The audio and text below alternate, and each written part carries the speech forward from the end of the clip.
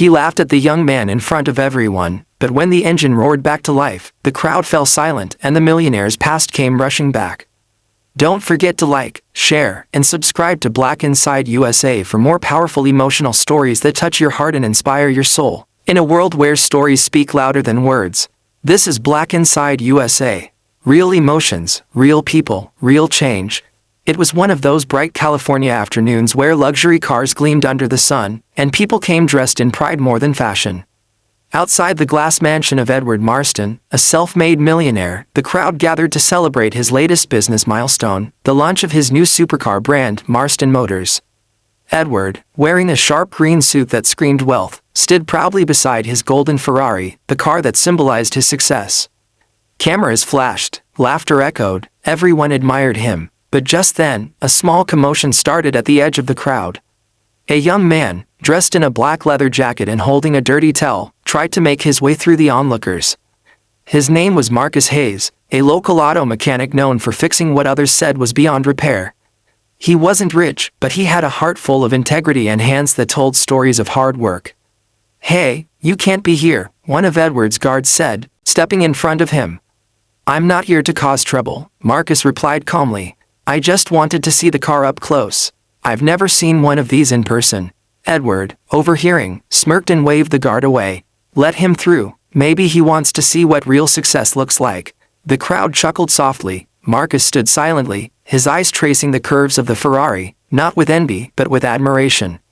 "This beauty," Edward sighed loudly, addressing the crowd, "costs more than this man's entire life savings." Some people laughed. Marcus looked down, his jaw tightening. Then, Edward turned to him with a grin. "Tell you what, my friend. This car has a problem, it won't start. My mechanics gave up. If you can make it run again, I'll give it to you." The crowd gasped. Phones came out, cameras rolled. Marcus looked up. "Are you serious?" Edward smirked. "Dead serious. Think of it as entertainment for my guests." Everyone laughed again, but Marcus didn't. He placed his towel over his shoulder and said, "All right then. Let's see what's wrong." Edward handed him the key with a mocking bow.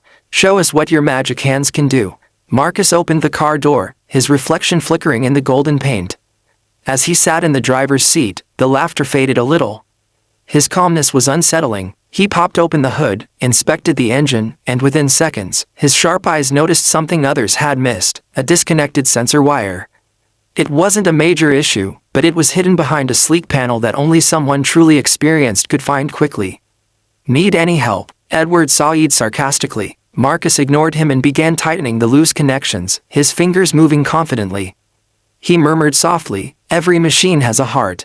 You just have to listen to it." Edward rolled his eyes. "He's talking to the car," the millionaire said, and the crowd laughed again.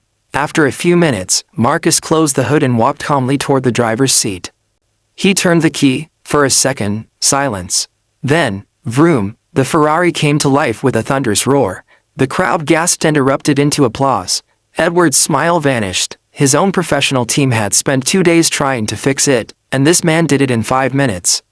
Marcus stepped out, handed the keys back, and said quietly, "She runs fine now. But maybe don't underestimate people who work with their hands." The millionaire stood frozen. The crowd looked at him, waiting for him to keep his promise. Edward forced a laugh. "Impressive trick, young man. But I was just joking. You really thought I'd give away a Ferrari?" The crowd went silent. Marcus didn't respond. He just looked at the ground, then back at the car, not with anger but with quiet disappointment. He nodded slowly. "No problem, sir. I didn't expect you to." He started to walk away. But just then, a woman from the crowd stepped forward, someone Edward hadn't noticed until now. It was his old college friend, Lena. "Edward," she said softly, "do you even know who that young man is?" Edward frowned. "No, should I?" Lena sighed. "That's Marcus Hayes, the son of Henry Hayes, the man who used to work in your father's garage before your company ever existed." Edward blinked, stunned. Henry Hayes, that name pulled memories he had buried deep. Henry was the mechanic who helped Edward's late father build their first prototype engine, but after a financial fallout, Edward's family accused Henry of stealing designs and fired him unjustly. Henry died a few years later, his name never cleared.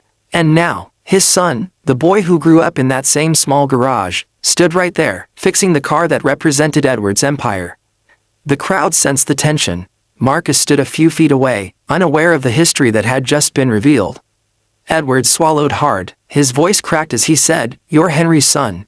Marcus nodded. "Yeah, he told me stories about this car. He always wanted to finish what he started. But he never got the chance." Edward looked down, ashamed. "Your father was a great man. I was too young to understand what really happened." Marcus sighed. He didn't want revenge. He just wanted respect. That's all. The silence that followed felt heavy, like the weight of years pressing down. Edward turned to the crowd. "Everyone, please, give us a moment."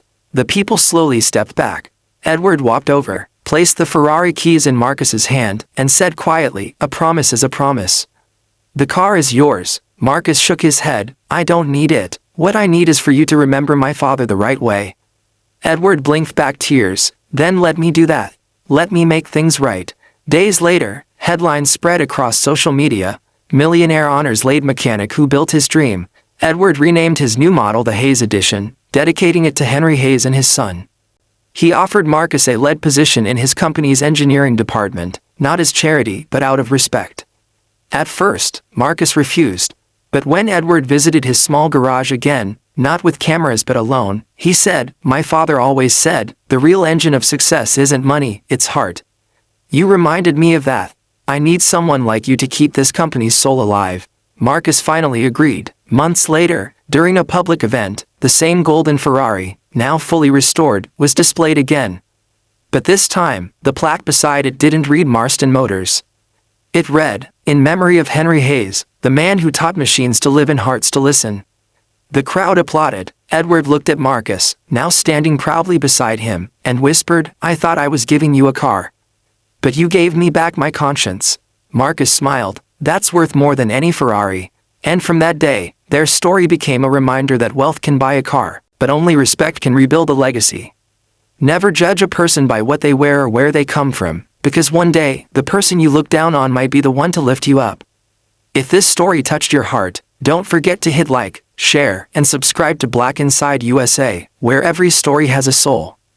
Thanks for watching Black Inside USA. Don't forget to like, share, and subscribe, because every story deserves to be heard.